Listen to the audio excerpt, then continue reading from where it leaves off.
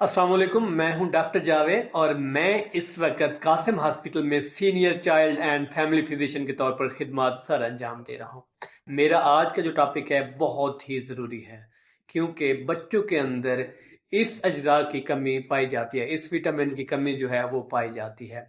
अब बात करने लगे हैं विटामिन ए की डेफिशिएंसी के ऊपर कि विटामिन ए की डेफिशिएंसी को हम कैसे कवर कर सकते हैं। सबसे पहले हम बात करते हैं कि विटामिन ए कुदरती तौर पर कैसे हासिल करना है।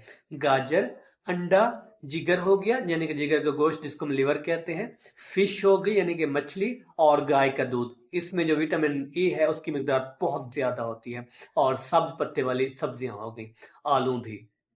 अगर आपके बच्चे के अंदर विटामिन ए की डेफिशिएंसी है, विटामिन ए की डेफिशिएंसी की अलामत आ रही हैं, तो मार्केट जो गवर्नमेंट है दो किस्म के कैप्सूल जो है वो देती होती है।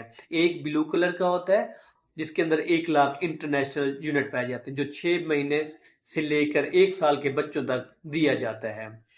और दूसरा होता है रेड कलर का यानी कि सुर्ख रंग का दूसरा कैप्सूल, जिसके अंदर 2 लाख इंटरनेशनल यूनिट होते हैं। वो 1 साल से लेकर 5 साल के बच्चों तक दिया जाता है।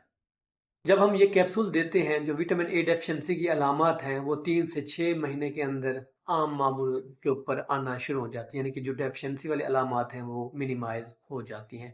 सो ये मेरी जो वीडियो हो आगाही के लिए, एजुकेशनल पर्पस के लिए है।